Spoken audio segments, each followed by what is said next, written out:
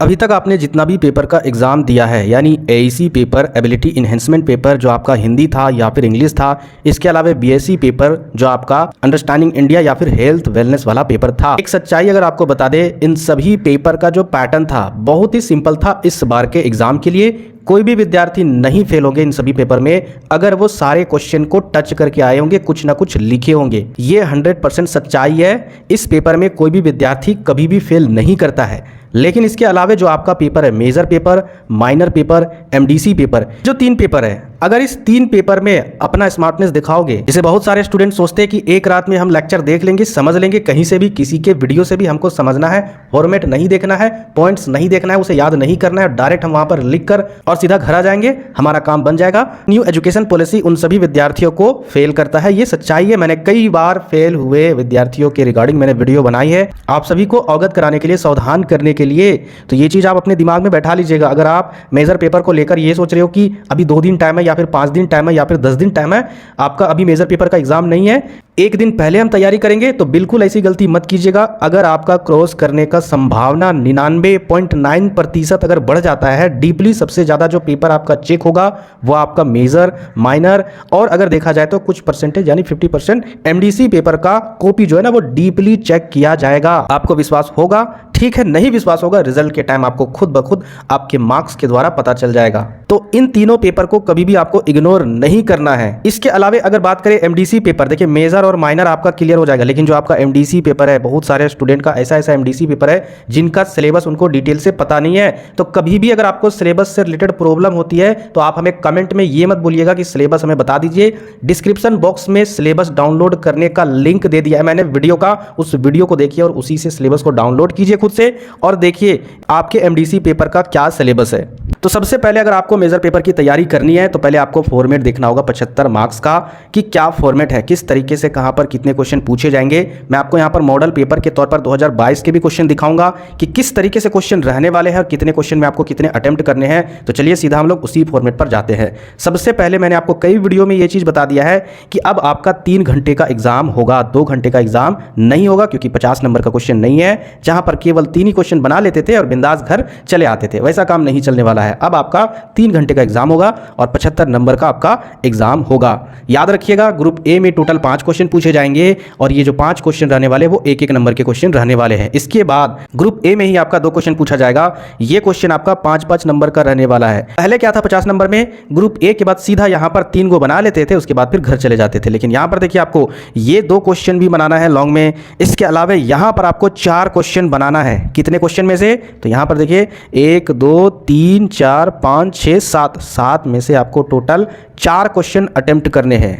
और जिस तरीके से आपने एईसी पेपर हिंदी या फिर इंग्लिश या इसके अलावा अंडरस्टैंडिंग इंडिया वाले पेपर में या फिर जो भी आपका बीएससी पेपर होगा उसमें लॉन्ग क्वेश्चन का आंसर लिखा है, वैसे यहां पर मत लिखिएगा। मेजर का मतलब क्या होता है, आपका पेपर, आपका नॉलेज उसमें कितना है वो आप खुद चूज किए हो कि मुझे ये फेवरेट सब्जेक्ट है, मेरा ये फेवरेट सब्जेक्ट है, मैं इस पेपर को रखूंगा। और आप जैसे तैसे घसड़ कर आओगे तो बताइए यहां पर नंबर देंगे लेक्चरर? बिल्कुल नंबर नहीं देंगे। ये होश में मत रहिएगा कि वहां पर चेक नहीं होता है, पछताओगे अगर फेल हो जाओगे, फिर हमें मत बोलिएगा कमेंट करके। तो मेजर पेपर को डीपली अच्छे से पॉइंट वाइज समझकर ढंग से लिखना होगा, जो चीज मैंने पहले भी वीडियो में बताया है।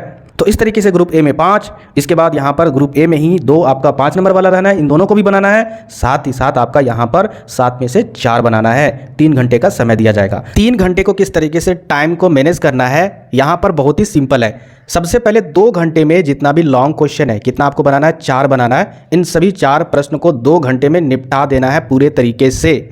उसके बाद बचे हुए 1 घंटे में ये 5 नंबर वाला क्वेश्चन, ये जो आपका लॉन्ग वाला क्वेश्चन है 5 नंबर वाला, इसको और इसको यानी 1 नंबर वाला को कोशिश कीजिएगा 1 नंबर वाला क्वेश्चन जब आपका क्वेश्चन पेपर शुरू में मिलता है उसी समय, क्योंकि मेजर पेपर का ये क्वेश्चन रहने वाला है, 1 नंबर वाला उसी में टिक कर दीजिएगा या फिर आंसर उसी में लिख दीजिएगा शुरू में ही। इसका उत्तर क्या होगा बाद में अगर टाइम आपके पास नहीं बचता है, उस समय आपको आंसर सोचते समय ज्यादा समय नहीं लगेगा, सीधा आप आंसर लिखकर 5 मिनट में निकल जाओगे। तो ये है आपका टाइम मैनेजमेंट 3 घंटे का। अब यहां पर बात कर लेते हैं सबसे पहले कि क्वेश्चन किस तरीके से रहने वाला है। जैसे अगर हिस्ट्री मेजर पेपर की अगर बात करें तो 2022-26 में इसी फॉर्मेट में ही क्वेश्चन पूछा गया था। सबसे पहले इस तरीके से आपका 1 नंबर वाला क्वेश्चन रहने वाला है, टोटल 5 रहेगा। जैसे यहां पर क्वेश्चन है अति लघु उत्तरीय प्रश्न, यहां पर मार्क्स भी दिया रहेगा। हड़प्पा सभ्यता का स्वरूप कैसा था, ठीक है। यहां पर आंसर हम डिस्कस करने नहीं आए, मैं आपको क्वेश्चन का फॉर्मेट बता रहा हूं। इसके बाद वेद कितने हैं, इसके बाद आपका पार्श्वनाथ किस राज्य के राजकुमार थे? ठीक है। इसके बाद चंद्रगुप्त मौर्य द्वारा प्राचित नंद शासक कौन था? हरिश्चंद्र का लेखक कौन था? इसके अलावा निम्नलिखित के संक्षिप्त उत्तर दे। ये जो क्वेश्चन है ये आपका 5 नंबर का है। ठीक है, यहाँ तक का आपका 1 नंबर था।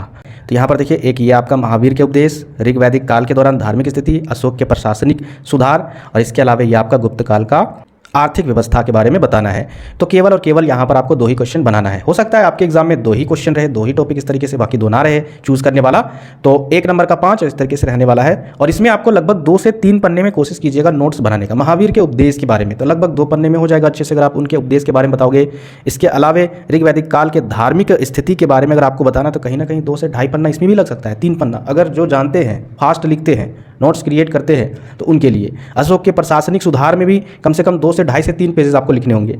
तो इस तरीके से आपको पहले रिवीजन कर लेना है। अब यहाँ पर लॉन्ग की अगर बात करें, टोटल 7 क्वेश्चन रहने वाले हैं। तो देखते हैं यहाँ पर, जैसे कि क्वेश्चन पूछा गया कि उत्तर वैदिक काल के सामाजिक और आर्थिक जीवन का परीक्षण करे, तो इसमें आंसर कैसे लिखना है, जब मैं आपको लॉन्ग क्वेश्चन करवाऊंगा उस समय आपको पता चल जाएगा। फॉर्मेट सारा मैं आपको क्वेश्चन दिखा रहा हूँ। इसके अलावा देखिए, गौतम बुद्ध के जीवन तथा उपदेशों का वर्णन करे।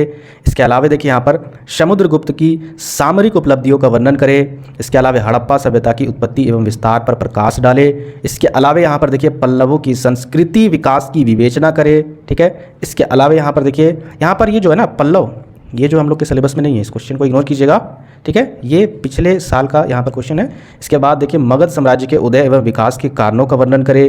कनिष्क के जीवन और उपलब्धियों का वर्णन करे।